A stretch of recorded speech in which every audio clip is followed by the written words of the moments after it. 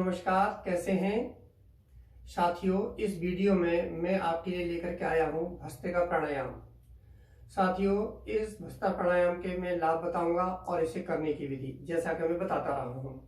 साथियों, एक प्रैक्टिकल करना कि भस्त्रिका प्राणायाम से लाभ कितना हुआ।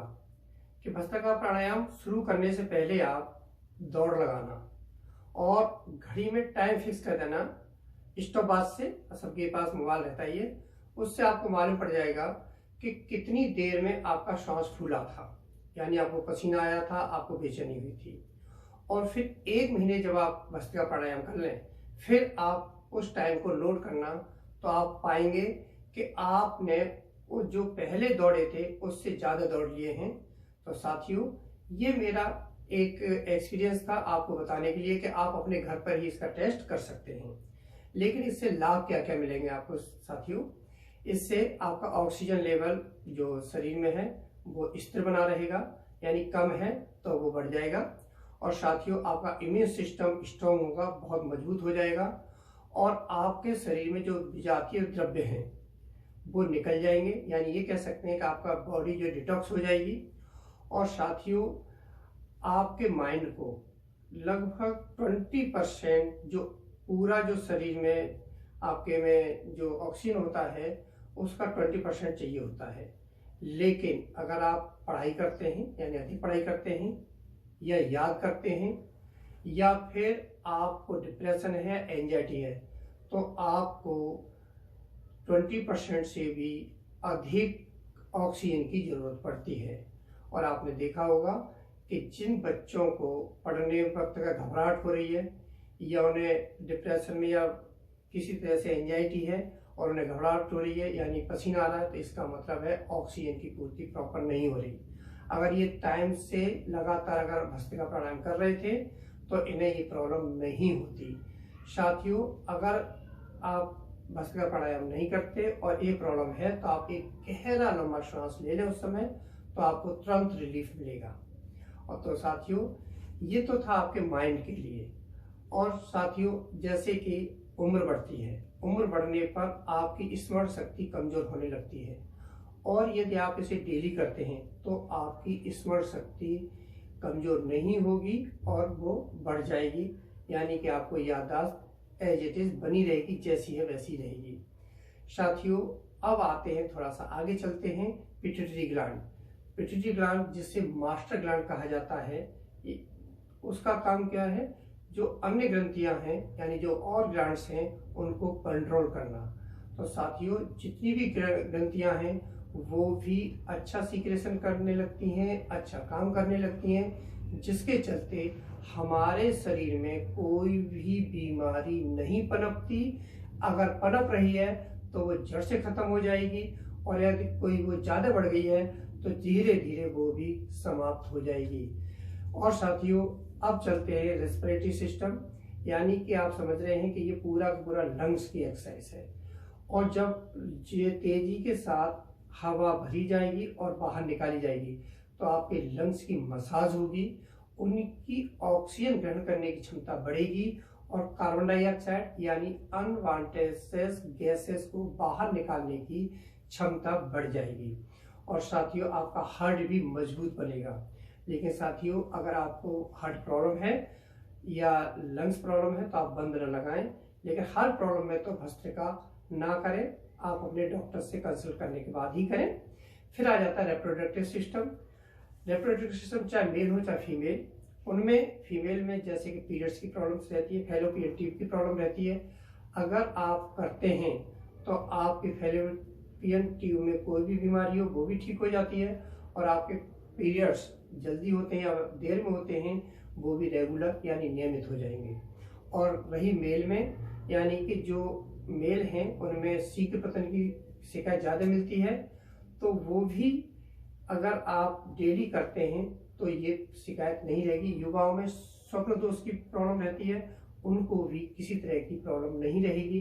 तो साथियों, अगर आप डेली करते हैं 2 से 5 मिनट, तो आप ये मानिएगा कि आपका शरीर बिल्कुल इस बात का बना रहेगा, इस पर कोई भी व्याधि, कोई भी बीमारी छू भी नहीं पाएगी। शर्त इतनी सी है कि डेली करना है और आप मॉर्निंग करें अच्छा है, लेकिन अगर आप किसी कारण से मॉर्निंग में नहीं करते तो जब भी समय मिले, जहां भी समय मिले, आप अपना ये ध्यान रखें कि खाना खाने के 3 से 4 घंटे के बाद करें। ठीक, तो ये तो था आपके लाभ। अब हम बताते हैं कि इसे करते कैसे हैं। साथियों, इस समय मैं सुखासन में बैठा हूँ। आप सुखासन में कर सकते हैं, वज्रासन में कर सकते हैं, आप पद्मासन में कर सकते हैं, लेकिन मैं आपको पद्मासन में करके बताऊंगा।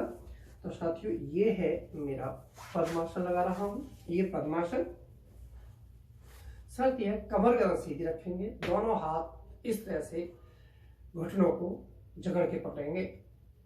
और अब करना क्या है, आपको मूलबंध लगा हुआ है, उद्यान बंध, यानी कि श्वास बाहर करते हुए उद्यान बंध लगाएंगे और दाएं नासिका प्राणायाम मुद्रा बनाएंगे। ध्यान देख लें। और मैं जो है दाएं नासिका को बंद करूंगा, बाएं नासिका से सांस को तेजी से भरूंगा, तेजी से खाली करूंगा और अंतिम अवस्था में बाएं नासिका से सांस भरूंगा और दोनों नासिकाएं बंद कर दूंगा और अपनी सामर्थ्य के अनुसार रुकूंगा। और फिर जब नहीं रुका जाएगा तो बाएं नासिका को बंद करते हुए दाएं नासिका से पूरा सांस बाहर कर दूंगा। पहले देख लें इस स्टेप को। पहले उद्यान बंध लगाऊंगा, मूलबंध लगा हुआ है, श्वास बाहर करते उद्यान बंध।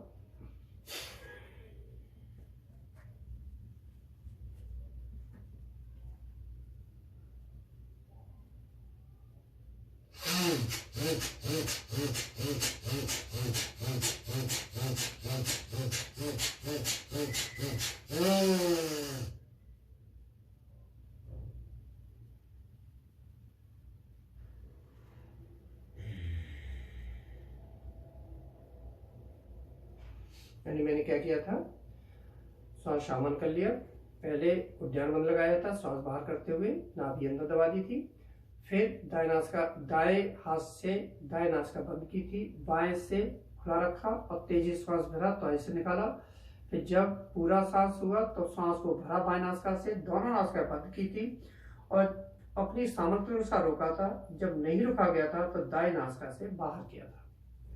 अब इसी प्रकार मैं दाएं नासिका से करूंगा, यानी कि बाएं नासिका को बंद करूंगा, दाएं नासिका से तेजी सांस भरूंगा, तेजी से निकालूंगा और फिर अंतिम अवस्था में श्वास को दाएं नासिका से भर के दोनों नासिकाएं बंद करूंगा और अपनी सामर्थ्य के अनुसार रुकूंगा। जब नहीं रुका जाएगा तो दाएं नासिका बंद करके दोनों नासिका बंद होंगी और बाएं नासिका से निकाल दूंगा। देखें, श्वास बाहर करते हुए उद्यान बंध।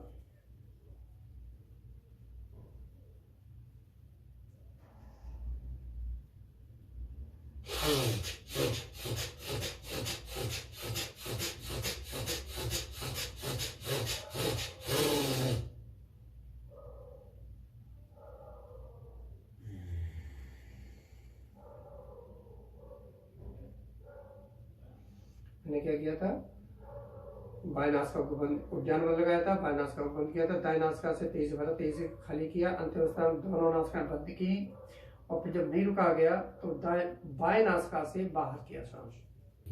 अब अनुलोम विलोम भस्त्रिका करूंगा, इसमें बंद नहीं लगाऊंगा, यानी कि नोज में श्वास नहीं भर के रुकूंगा, लेकिन सामान्य रहेगी श्वास। देखें, उद्यान बंध लगाऊंगा, उद्यान बंध लगा रहेगा।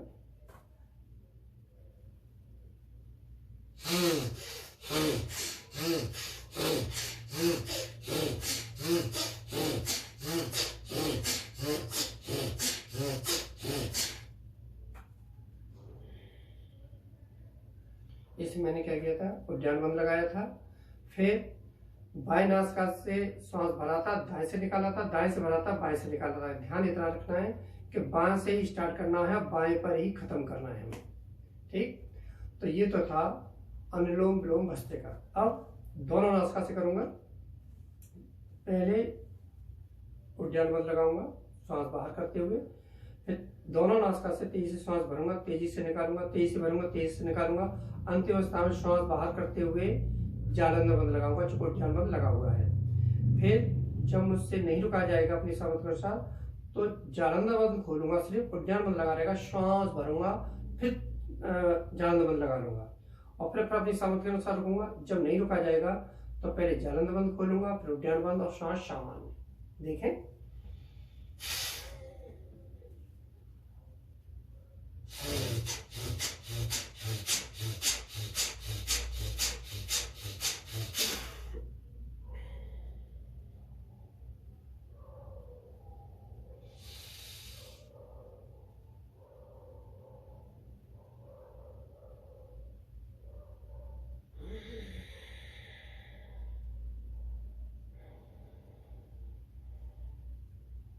मैंने क्या किया था, दोनों अभ्यंतर बंद लगाया, नाभि को अंदर करते हुए श्वास बाहर निकाल दिया, फिर दोनों नासिकाओं से तेजी श्वास भरा, तेजी से निकाला, और फिर अंतिम अवस्था में मैंने पूरा श्वास बाहर किया और फिर जालंधर बंद लगाया, चूंकि उद्यान बंद ऑलरेडी लगा हुआ है। फिर मैंने क्या किया, जब नहीं रुका गया मेरी सामर्थ्य अनुसार, तो मैंने अपना जालंधर बंद खोला, फिर पूरा श्वास भरा, उद्यान बंद लगा रहेगा, और फिर मैंने जालंधर बंद लगा दिया। और जब नहीं रुका गया तो फिर हल्के से जालंधर बंद खोला, फिर उद्यान बंद खोला और श्वास को सामान्य किया। इस आवृत्ति को एक बार और देख लें। उद्यान, इस दोनों नासिका वाले को श्वास बाहर,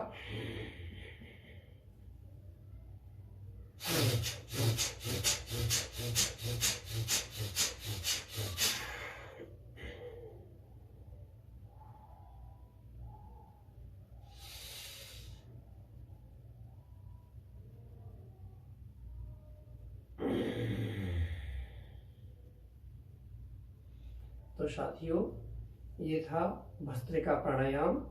डेली करें, 2 से 5 मिनट करें, आपको कोई भी रोग नहीं सताएगा, कोई बीमारी नहीं सताएगी। साथियों आपने पूरा वीडियो देखा, स्वयं लाभ उठाएं और दोस्तों को भी लाभ दें इसका।